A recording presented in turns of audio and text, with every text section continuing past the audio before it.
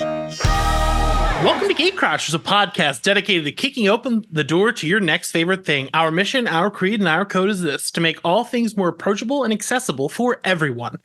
We want you to find a universe that you'll fall in love with. Today is a very special interview. I have two of my favorite creatives here.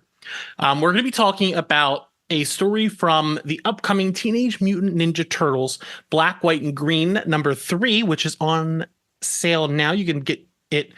You can pre-order it from your local comic shop until June 24th, and it will be on sale on stands on July 31st. But to introduce our first guest, he is one of the most emotive, bombastic, and just one of the most lively artists in the industry maybe ever.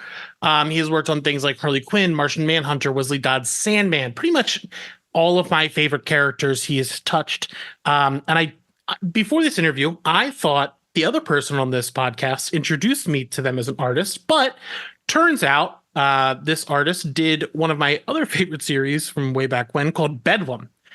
We are joined by the artist Riley Rossmo and our other guest.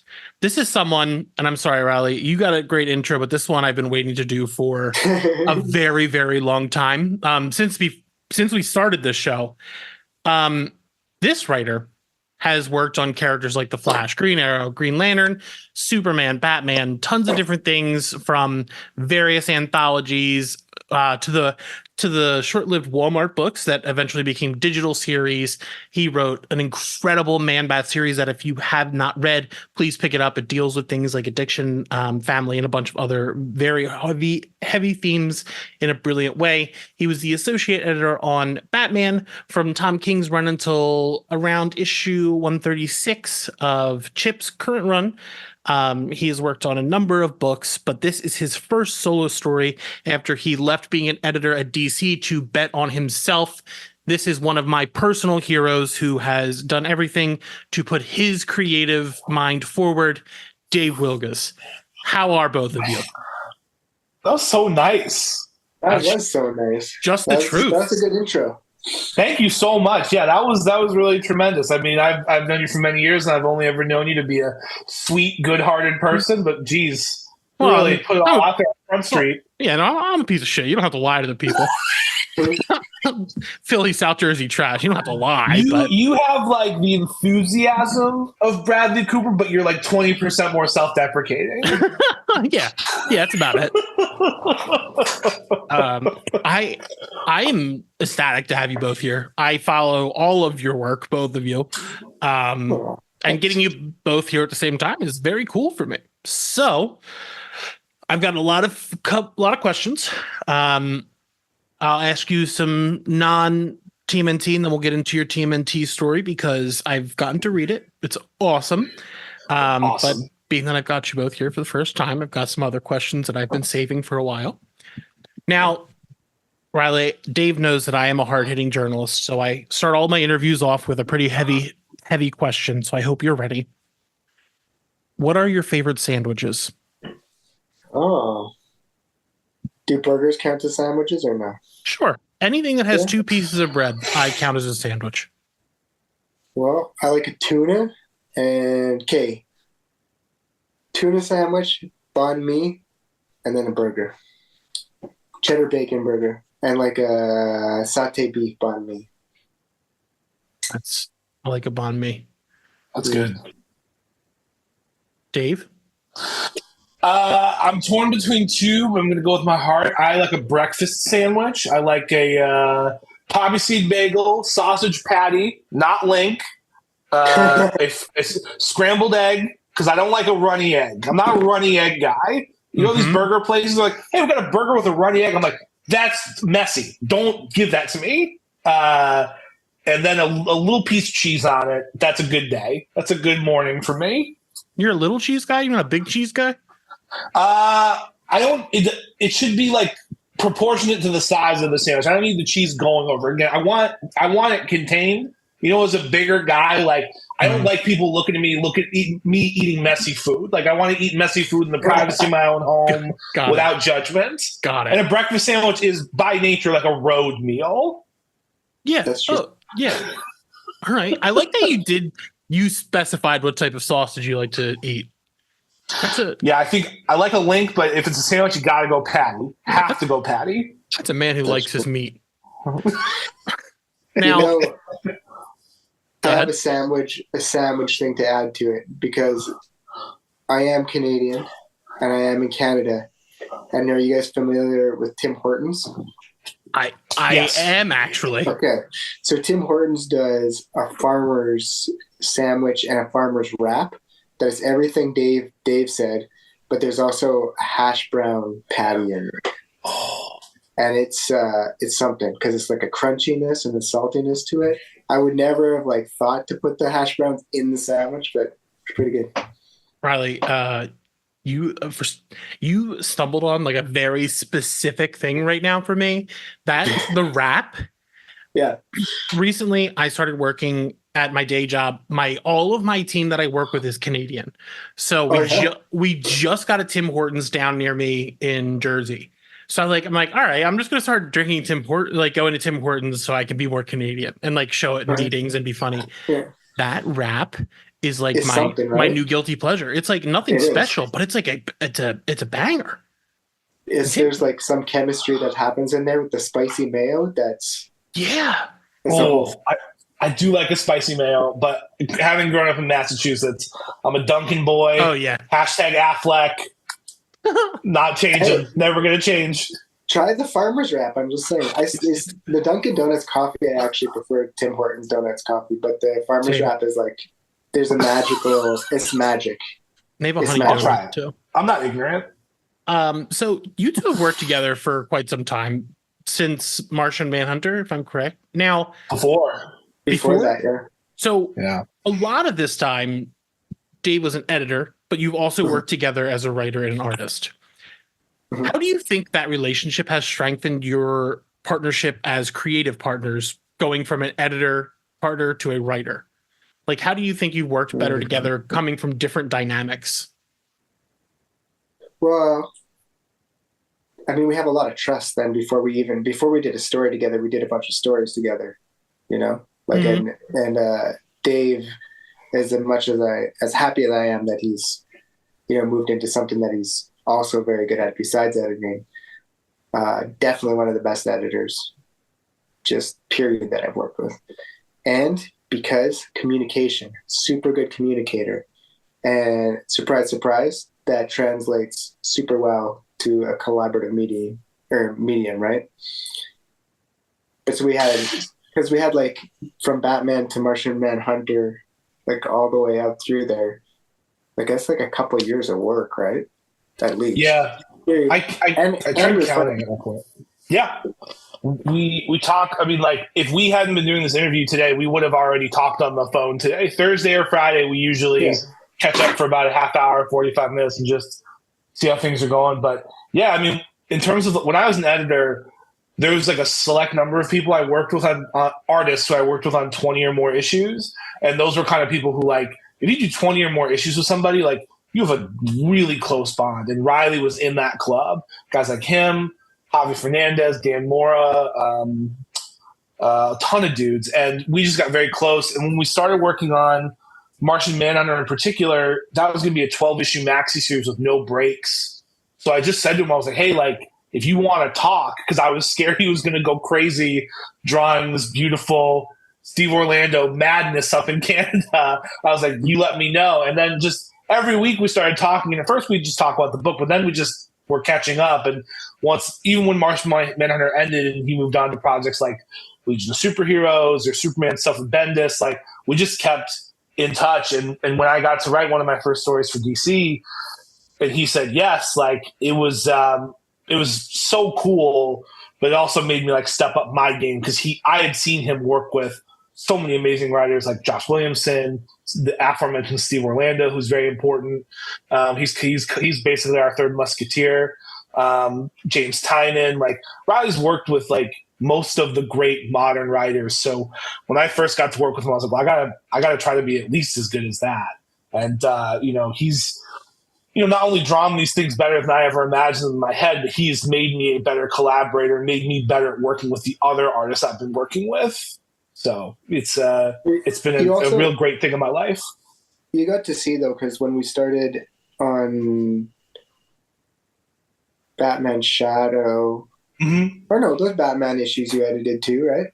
I got you referenced, but I wasn't officially credited as the editor of those Batman. I wasn't officially on those Batman issues, which is why, like, I think they put me on Batman Shadow because they were like, "Oh, he really wanted to work with Riley. Let's put him on Batman Shadow." From like when we started that, when we did the Batman Shadows, they're like pretty tight, sort of traditional style scripts. Versus by the time that you wrote something for me, they're not exactly Marvel style, but they're pretty Marvel style. Yeah, it's like a halfway thing. And a lot of that, though, too, is that like you can only do that because I'm like a phone person. You can only do that. Like Dave is kind enough that when he writes something that I draw, I like text or call like once or twice a day. It's the best. It is the best part of the process. But like on this story, which I know we're going to get to later, we were especially like that. But we were most like that on the Superman story we did last year because we were trying things that like we didn't know if we could do. Like the premise of that story was it took place over the first 3 months of the year, and there were pages that basically reflected a calendar. So we had to figure out how to make these pages look like a calendar and have all these different story beats, but not be, overwhelming. So we were on the phone constantly, and Riley was sending drawings, and I was like making lists of things that Superman could or couldn't do. And to date, that was the most collaborative I've ever been on a comic, and I'm incredibly proud of the results. Yeah. There's a lot in that. I think I texted you after I read that one, Dave, because like that is the Dave comic. Like I know you pretty well. Like I know your sensibilities as a storytelling, and the layouts and stuff that Riley did on this are just fucking the calendar. Like you can't see because you're not looking at the issue right now unless you're pulled it out. It's just something unbelievable. Also, listeners, if you haven't read that Martian Manhunter, we talk about it a lot on the show. Steve is also I'll call him a close personal friend. The best. He's one of my favorite people. But that book is just so fucking good. Like it's so alien. It is. It's wild that it's a big 2 book. Honestly, especially the sex scene. Gotta throw it in there for the sex scene. What about the birth scene, my man? Oh yeah, great book. 10 out of 10. That's the closest I ever got to working on like an 80s Vertigo book, you know? And like I'm very, very proud of that book as an editor. I'd put that in my top 5. And I think the trade is getting tougher to find. So, politely let DC know that you guys would like to read it. Perhaps as a deluxe hardcover, so Riley's art is even bigger and more awesome. Yes. I think that issue, like issue 6, that like the family melts and stuff. Oh, the Breaking Bad issue? There's a whole bunch of stuff that I thought I can't believe that. Like that was necessary to the story, but I can't believe that we got away with. That was meant to be kind of a sibling book to Mr. Miracle, and Mr. Miracle like gently opened the door, and they were very like thoughtful and artistic, and we ran through with a fire hose of Crazy Town, and I loved it. Just a note here, Dave, you are no longer at DC, and we absolutely could do a big conversation about that book. I would be happy to talk to any time. Okay, so now, Dave, we talked about this a little bit. As a storyteller, you focus a lot on the good in people. Those are some of the major story beats in a lot of your storytelling so far in your career. What do you think inspires you to tell stories like that, wanting to dig into like the good of humanity rather than exploring something darker yet? Yeah, I think that's first of all, that's incredibly astute. Thank you for noticing that and articulating it that way. I really just believe in people, and I believe in the kindness of others, and like even I don't know, man, even like a person in my life who I might find like difficult or challenging at some point has done a good thing for another person. I think these days, like we've had to really reevaluate a lot in our culture, and we've had to reevaluate like what is good, what is being good, who is not good. And it's just something that's like always on my mind. And, as I've gotten older, there was a time where I was like, I'm a good person. Like I'm a good person. And then I kind of had a big come to Jesus moment where I was like, I think I might be a good person, but I don't know that I do the right thing for the right reasons. And I just got really interested in kind of becoming more spiritual and learning more about like boundaries and mental health and like reassembling myself as a person so I could say that I was a good person who did the right thing for the right reason. But also like, we work on these superhero characters and all they do is they try to do good. And, people say like, a guy like Superman doesn't have a lot of character, which I think is complete nonsense. And, if I was Superman, I'd be thinking all the time, like, I hope I did the right thing the right way. And it's just something that I think is really prescient, really important. Also, I think, especially when we were in college, Dan, in the early 2010s, before our current political landscape, which we won't talk about, all stories were about like people becoming bad. Like you could only tell stories where it's like, hey, this person is a normal person and they're going to get worse. And I'm much more interested in like, hey, how do we get better? Because I think if we don't tell stories about how to get better, we might careen off of a cliff. I like that approach. I think the last thing you said, I never really thought about. Like, we need more stories like that. Yeah. And Riley, something about your art that I've always been so fascinated in, and I just can't ever get over, is everything's so dynamic. Like your form of your characters, like the body, the motion, and the shape of everything is so unique. Like there's no one doing it like you.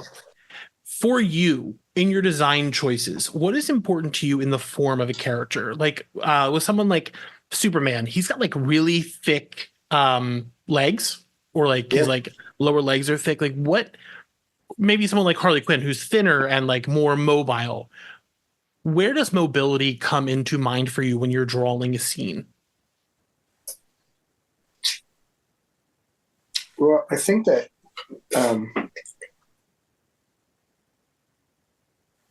like I went to school, so this is like a roundabout way to get what you're getting at, I think, is that I went to art school, and when I went to art school, I just wanted to be like Umberto Ramos or Chris Pacello or Sienkiewicz.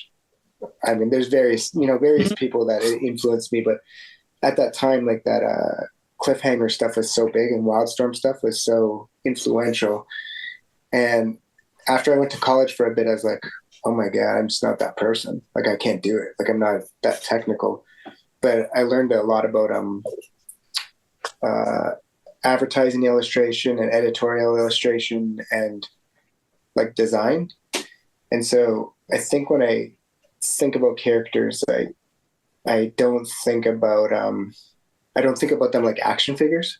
Like when I see an Art Adams piece, I can imagine like how an action figure, like it's like a thing that exists in space. And I'm just more interested in like the symbol of it. So because like Superman is like good and strong and dependable. I just make him like a shape of like a rectangle or a triangle. Yeah. Like a triangle, it's not movable, it's thick, it's heavy, and you can count on it. It's not going anywhere. It's not going to topple, right? Whereas like Harley is like, I draw with, these like little pointy spatula feet and stuff. And she's unhinged and she's not stable. And if you think about just the shape and space, it could like topple over whenever. Whereas like Martian Manhunter might just sort of like ooze into the shape, And I don't know how conscious it is all the time. But when I design characters, I'm pretty conscientious of it. But once I get to the page, it's just trying to find like the design shape that means like the symbol of the thing. And like a weird person that I aspire to be like, or maybe weird to some people, is Mark Hempel from Sandman, because it's all like a symbol. They're symbols. They're not sort of things that are realized in space or could be realized in space. And it does things. I feel like when I do things like that, I do things in the medium that are unique to the medium. So that's it. I don't want to try and do animation, and I don't know that I could either. But it's about the illusion of weight or the illusion of motion in a symbol as opposed to a representational shape. Wow. That was a real long way to get there. Does that make sense, kind of? Yeah, that blew my mind. Yes.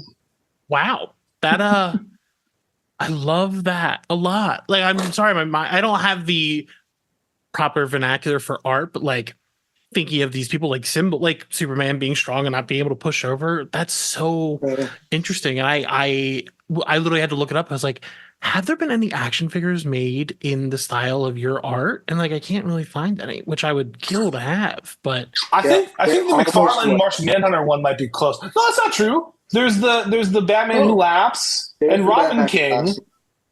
Oh, there is? Yeah, McFarlane did them. There was also, I worked on a line of DC motorcycle statues. That one I found. Right. Those are cool. Yeah.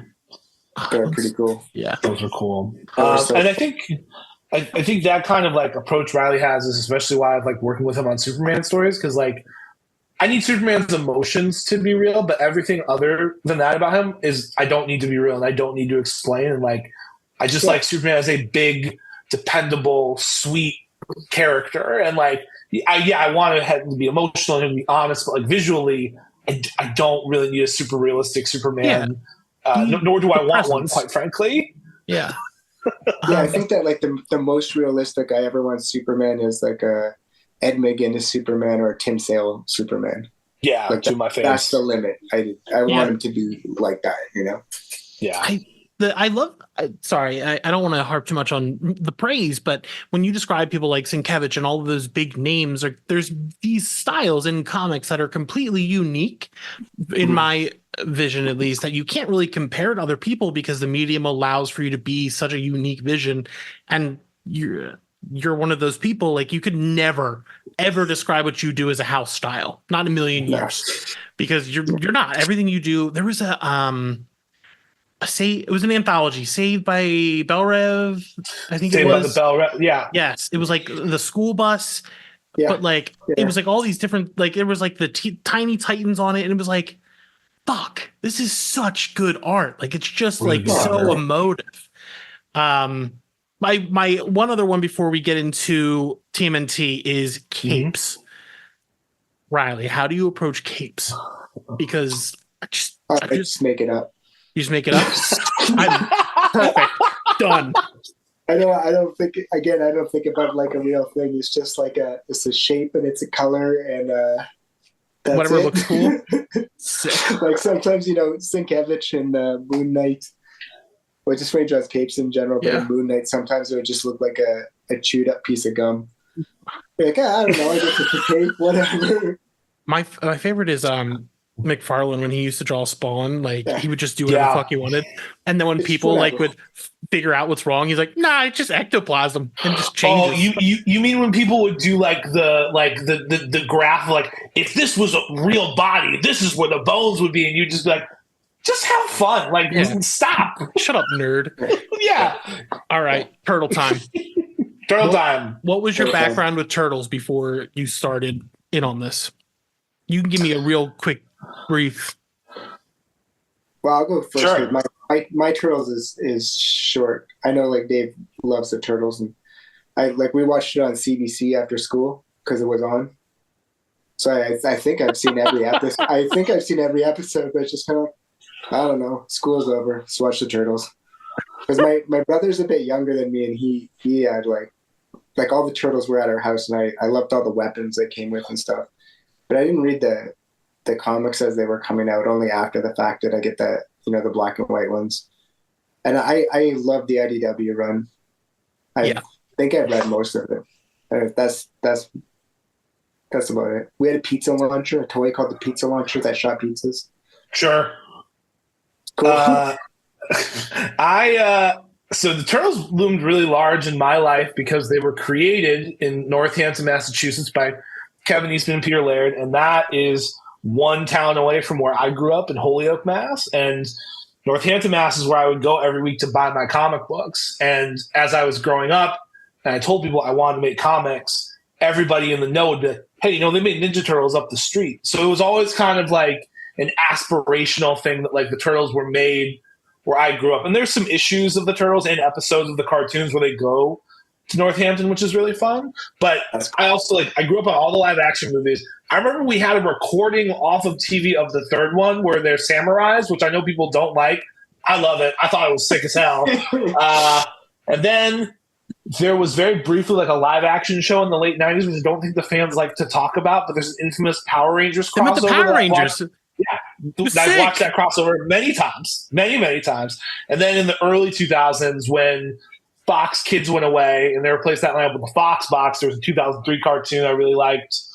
And then as a teenager, I got into the older comics because I had two different cousins who had the Mirage books. And they're just like some of the best characters ever. Like when you're a kid, like that episode of Workaholics where they argue about which one is which turtle, like everyone's done that with their brother or their friends or whatever. Yeah. No, I'm Leonardo, you're Raphael.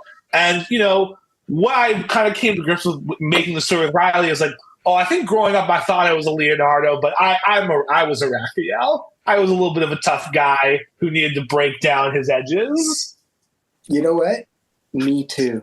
I wanted to be. I always wanted to be a Leonardo, but I'm definitely a Raphael. Yeah, it's wanting to be a leader that makes you a little angry guy. So something else, I'll tell you that the turtle. That's true. The Turtles thing that I spent the most time with was the Turtles arcade game. That's what I've spent. Yes. Like a lot of time with the Turtles arcade. Oh man, yeah. I had multiple Turtles video games. I remember one on the Sega Genesis. I think it was Turtles Through Time. That one was very super hard. Yeah, that's like the hardest one. That NES one. The NES one is mega hard. But it's a super fun game to play at the arcade, and it looks so good. The arcade Turtles with the 4 players or whatever. So cool. Box. So I don't want to give away the story because it's an anthology story. And did you pitch this, Dave, or like how did this come to be? So this is the first time I knew who was drawing a story as I pitched it. Like it was sold as when they approached me, they're like, do you and Riley want to do a story together? And I said yes. And then thankfully Riley also said yes. So then we got on the phone and immediately started sending ideas back and forth. We came up with 7 ideas because I tend to like to pitch a lot because I want them to know I have ideas. But because Riley was going to draw this, Riley said, let's only pitch the ones that I definitely want to draw, which is the correct thing to do. And this one that we ended up with was the number one choice. It was the first idea we came up with. Wasn't there 3 though that we liked? There was 3 we liked. 3, right? There was 3 that we liked, and maybe the other 2 will someday come to fruition. Knock on wood. But yeah, this was the first one we came up with. Like, and I mean, like, we came up with it in about 10 minutes. Like, as soon as we started texting, we went back to the source of the Turtles. We came up with this idea, and I don't want to be cagey about it because let's get people excited. Like, we basically were like, the Turtles started out as a love letter to Frank Miller's work on Daredevil, and we were like, okay.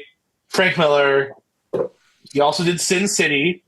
And then we were like, what if Raph was in a Sin City story? And kind of like an episode of Community where you're like homaging something, but also pointing out like, oh, this type of story may not be where you belong. Troy, Abed, whomever. Hey, Raph, you might think you want to be in the Sin City story, but actually that's not where you belong. And that's kind of the genesis and arc of the story. Yeah. It's called Sin Sewer. Sure. But that's like, there's also the technical consideration to it because, like, when you approach, because I've done it like a Batman black and white and a Harley black, white, and red, and you can approach those things and just, because I mean they're super visual because they're short, and that's the thing. There's like the gimmick is this a limited thing is that you can do it and just draw it how you would draw it. Like if somebody a colorist was going to approach it. But I think the best ones are the ones where they really incorporate, the nature of the limitations. So we're like, what can we do with these limitations that are going to be like both the visuals are going to do something with it, and then also the story is going to do something with it. So Yeah. Sin Cities just works so good with that. And a credit to our editors, Maggie Howell and Nick Nino. They were like, you guys need to come up with something green in the story that isn't just the turtles. And once we were like, oh, Sin City, there's so many like femme fatales with like bold, colorful hair in those books that we were like, oh, there's a lady with green hair, and she comes to Wrath and says, I have a problem. And all of a sudden we had a story. Like everything fell into place super quickly. Riley was going to draw in a style that was true to him, but also kind of had a Sin City flair to it. And like we tried to make sure that the green was like as important to the storytelling as it possibly could have been. So because that's the anthology. The color of this, Riley, I've been fascinated by this since I got to read it.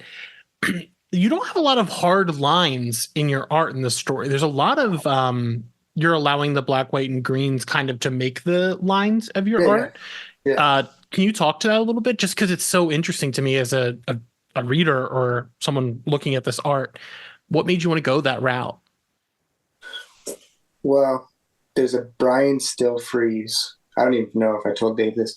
We've talked about it before. There's a Brian Stillfreeze. I think it's Brian Stillfreeze, Batman Black and White. Yeah, and Denny wrote it.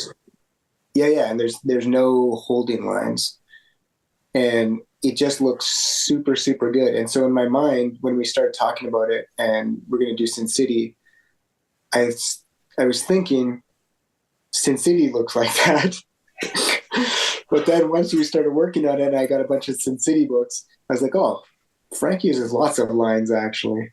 But I was already like in the mindset going down that road, and it's a cool thing that you can do, like that you couldn't do in the old days, is that you don't need hold-in lines. Like the technology allows for, that you can just run the green right up to the edge and you don't need a line around it to define the shape. And it's a really cool psychological exercise and like a great design exercise. But yeah, I mean, really it's that Brian Stillfreeze story that inspired it when we got down to it. Shout out to two legends, Frank Miller and Brian Stillfreeze. Yeah.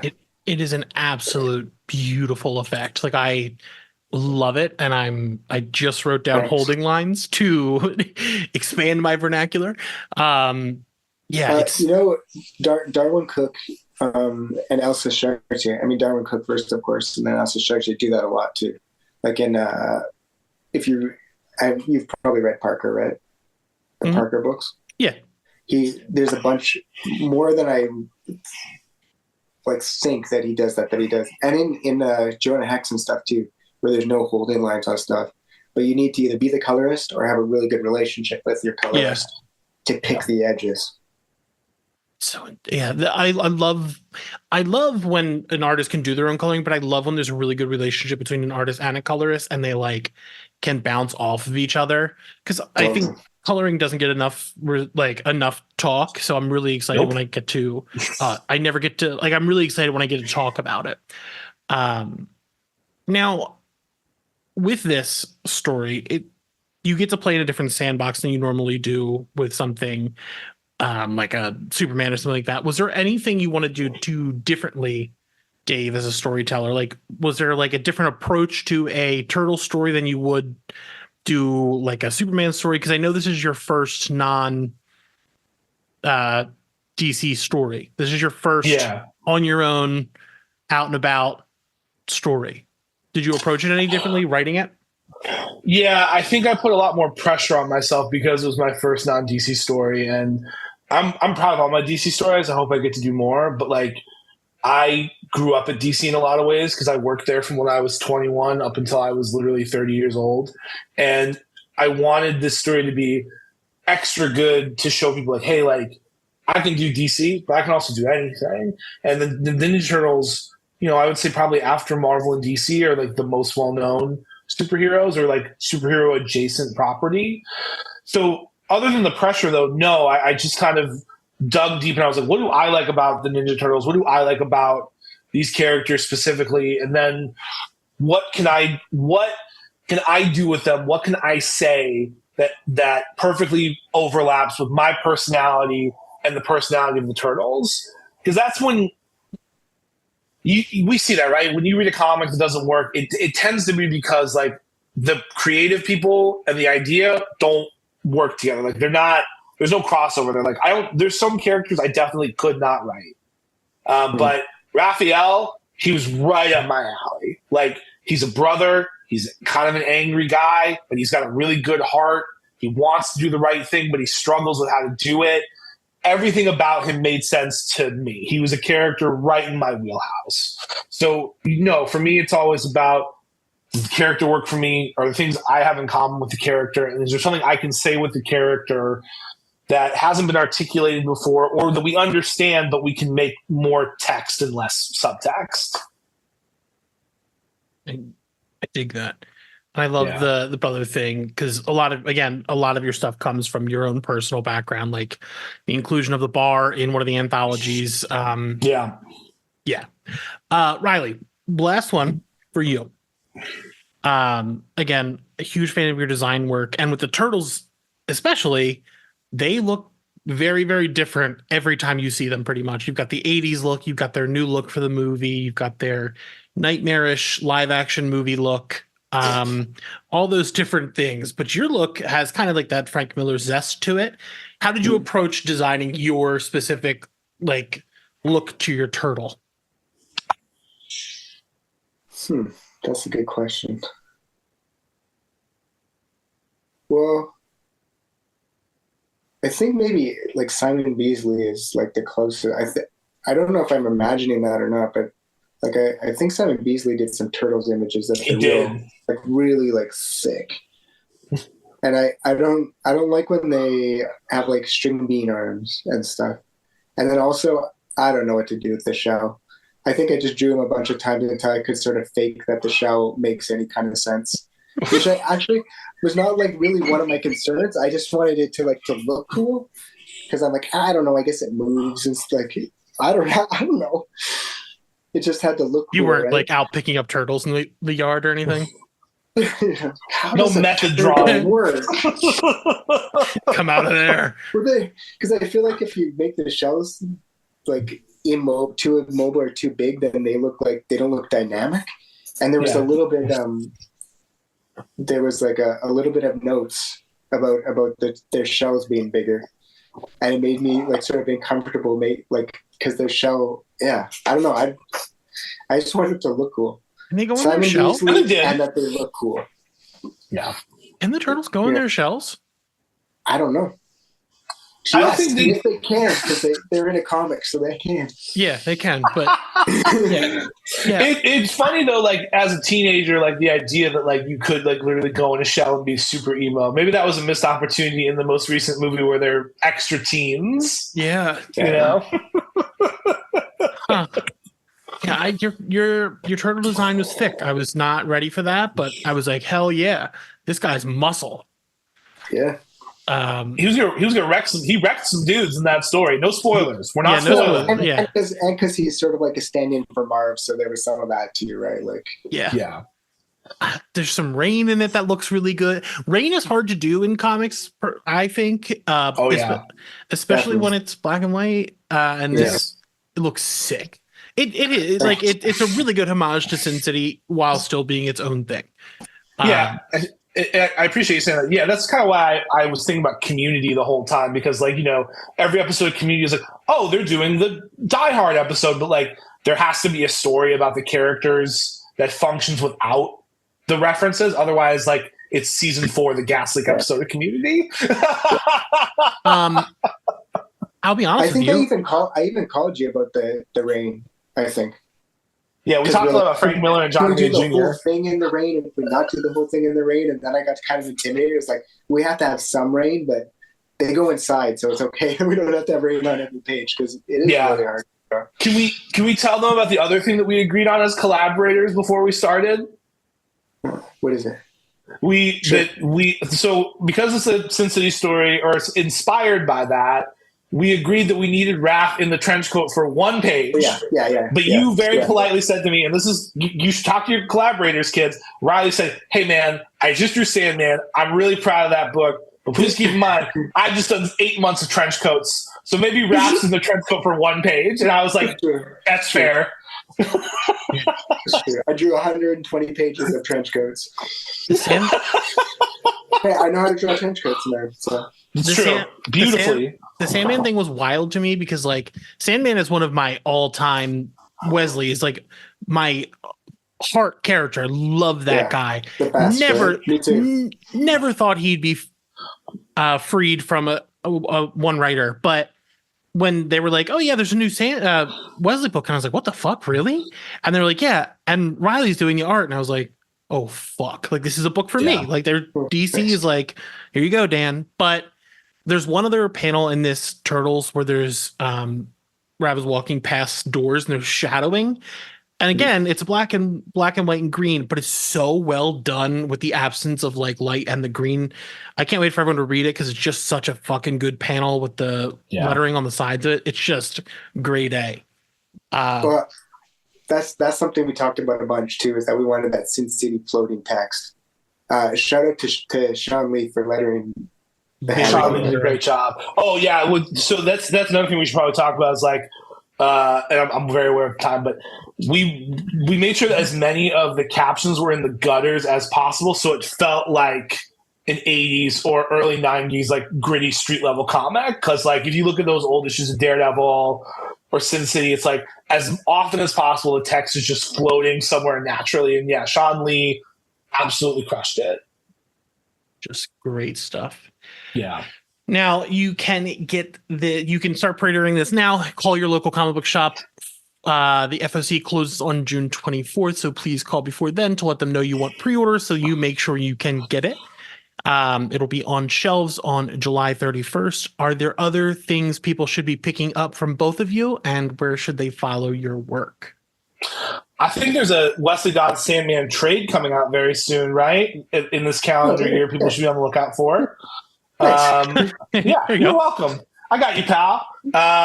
For me, I don't want to be cagey, but once this comic comes out, I will have at least 2 more things to announce, and you can find me on Twitter at Dave Wielgosz, and I will tell you more about those when they're ready. But Riley has seen them, and we can tell you they're pretty fantastic. cool. They're pretty cool. Yeah, it's gonna be a cool year. I'm so excited for more. So, thank you for listening. You can find us at gatecrashers.fan, where we have all of our reviews, interviews, analysis, and all that other good stuff. Thank you for listening.